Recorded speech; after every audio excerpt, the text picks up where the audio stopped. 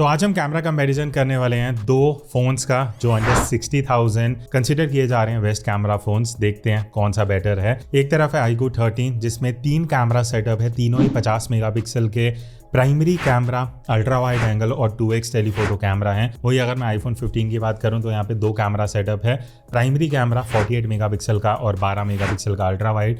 तो आईफोन में telephoto is missing, but क्या कुछ फ़र्क उससे पड़ता है नहीं, वो हम आगे फिगर आउट करेंगे। सबसे पहले यहाँ पे वीडियो के सैम्पल साइड बाय साइड देख लेते हैं। आपको यहाँ पे कुछ वीडियोस दिखेंगी। तो अभी हम 4K 60 FPS पे वीडियो शूट कर रहे हैं जस्ट टू चेक कि आउटडोर सिचुएशन में कैसे काम कर रहा है। मेरे पीछे अभी सनलाइट थी, अराउंड 4:30 बज रहे हैं, तो सनसेट हुआ नहीं है बट डायरेक्टली लाइट मेरे ऊपर आ रही है। तो अभी आपको एक आइडिया लग जाएगा अगर आप आउटडोर वीडियो शूट करने वाले हो। 4K 60 FPS है, तो लाइक रेजोल्यूशन भी ज़्यादा है, FPS भी आपको ज़्यादा मिल रहा है। एंड अगर आप आउटडोर वीडियो करते हो, व्लॉगिंग करते हो, इस क्लिप से आपको चीज़ें क्लियर हो जाएंगी। प्लस ऑडियो भी इंटरनल माइक से आ रहा है, तो यूल गेट टू हेयर कि कैसा स्ट्रेट आउट ऑफ मोबाइल जो इसका ऑडियो में रिकॉर्ड हो रहा है। बढ़िया चीज़ ये है, दोनों के ही सैम्पल्स हमने मोस्टली 4K 60 FPS में लिए हैं, बट एक बेनिफिट आपको iQOO में मिलता है कि आप 8K वीडियो शूट कर सकते हो। तो ये सैम्पल आप देख सकते हो 8K वीडियो का। अच्छा, अब एक चीज़ जो iQOO 13 में इंप्रेसिव है वो है 8K वीडियो। अभी जो हम शूट कर रहे हैं वो 8K ही है, 8K 30 FPS। तो मान लेते हैं अगर आपको इस फ्रेम को क्रॉप भी करना है, स्टिल आपके पास रेजोल्यूशन अच्छा खासा बचेगा, तो ये 8K का बेनिफिट होता है। प्रैक्टिकली इतना यूज़फुल होना हो वो अलग चीज़ है, पर एक आपको ऑप्शन मिल रहा है 30 FPS तक आप 8K जो वीडियो है वो इस फ़ोन से रिकॉर्ड कर सकते हो। बाकी अगर हम 4K 60 FPS का साइड बाय साइड कंपैरिजन करते हैं तो मुझे पर्सनली कंपैरेटिवली आईफोन ज़्यादा शार्प लगा। अगर आप थोड़ा पाथ में या ग्रास वाले एरिया में भी आप देखोगे तो आपको iQOO 13 थोड़ी सॉफ्ट लगेगी video as compare to iPhone. जबकि आईफोन 15 में मुझे एक चीज़ अच्छी लगी कि ऑल ओवर शार्पनेस, डिटेल काफ़ी बेटर है वीडियो में।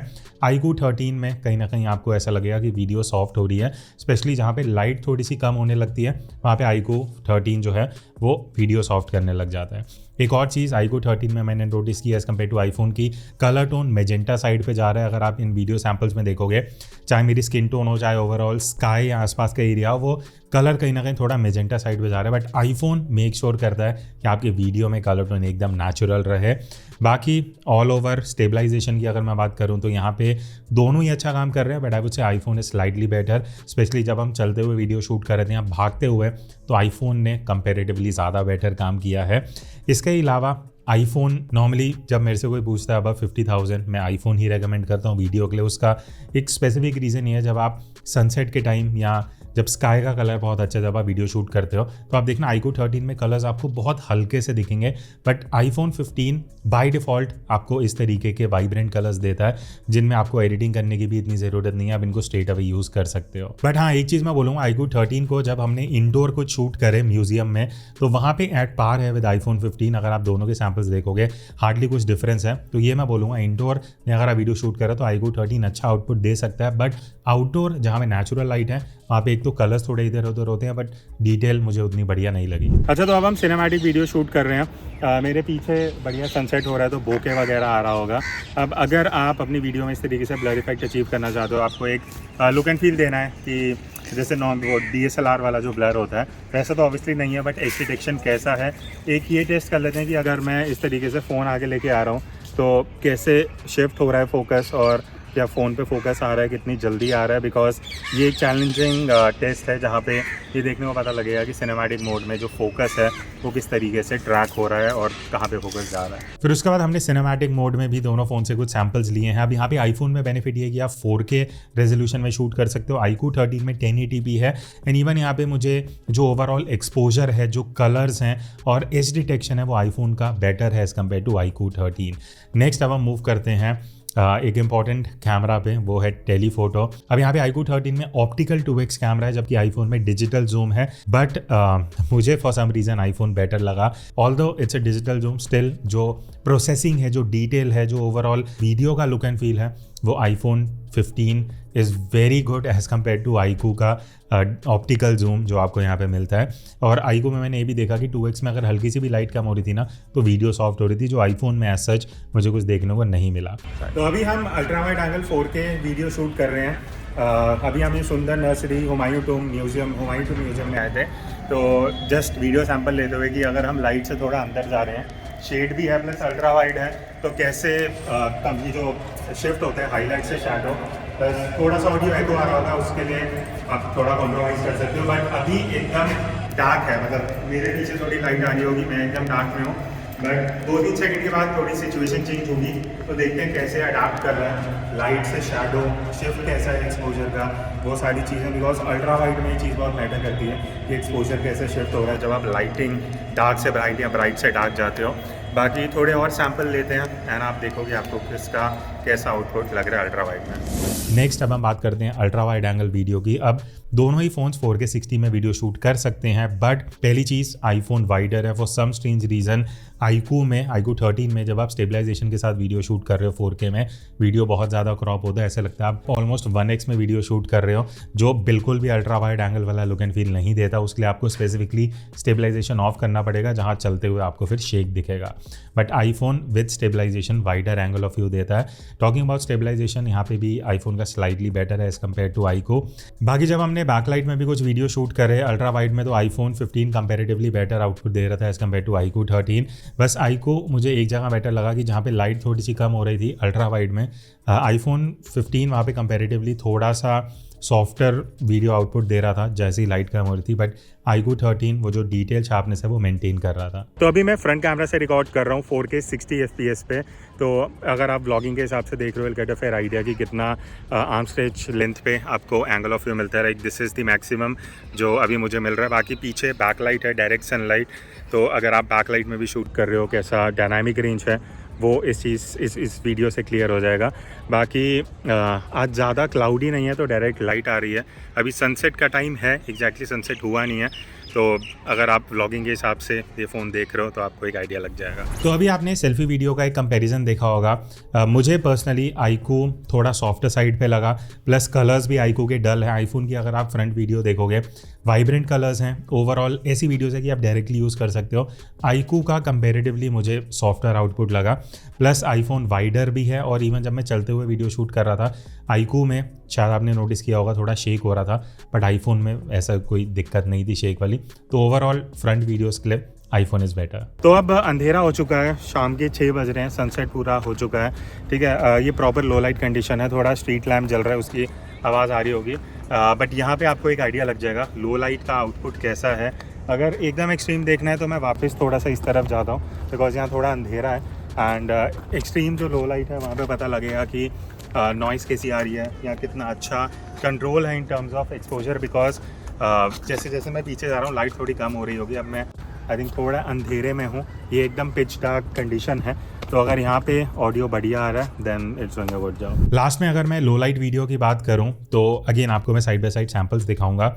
मुझे यहाँ पे पर्सनली 1x में आईफोन मच बेटर लगा। अगर आप आउटपुट देखोगे वीडियोस का, जो प्रोसेसिंग है, जो डिटेलिंग है, जो ओवरऑल लुक एंड फील है, वो आईफोन का इज़ लाइक वेरी गुड जो आप यहाँ पे अचीव कर सकते हो।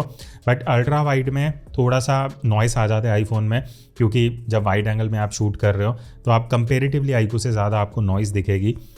इवन iQOO में मुझे ऐसा लगा कि अल्ट्रा वाइड में वीडियो डार्क हो रही है बट वीडियो शार्प है। तो डिफरेंस ये है कि अगर आप अल्ट्रा वाइड में वीडियो शूट कर रहे हो iQOO आपको शार्प देगा बट आपको थोड़ा सा डार्क एक्सपोजर आएगा। आईफोन थोड़ा अच्छा एक्सपोजर दे रहा है बट वहाँ पे आपको नॉइज़ दिखेगा। 2x में अगर मैं बात करूँ तो यहाँ पे आईफोन मुझे पर्सनली बेटर लगा, जो प्रोसेसिंग है, जो एक्सपोजर है, बट फ्लेयर इशू आईफोन में बहुत सीरियस है।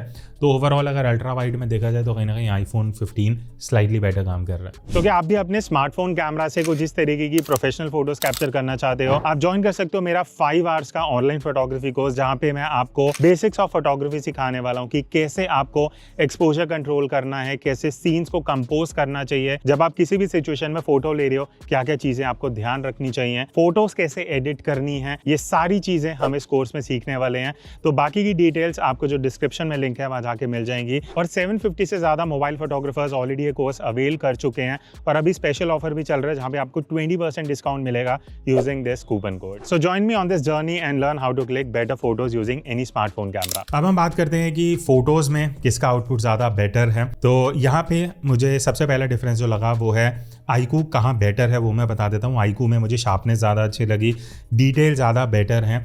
आईफोन आपको ना मतलब डिटेल कम नहीं है, बट कंपैरेटिवली iQOO 13 आपको देखने में थोड़े शार्पर फोटोज़ देगा स्ट्रेट आउट ऑफ कैमरा। बाकी एक और मेजर डिफरेंस है कलर्स का, कि आईफोन 15 के आपको iQOO के सामने कलर्स थोड़े फीके लगेंगे, क्योंकि iQOO 13 वाइब्रेंट कलर्स देता है। तो ये एक पर्सनल चॉइस है, आपकी कौन से प्रेफरेंस है वो आप कमेंट्स में बता सकते हो।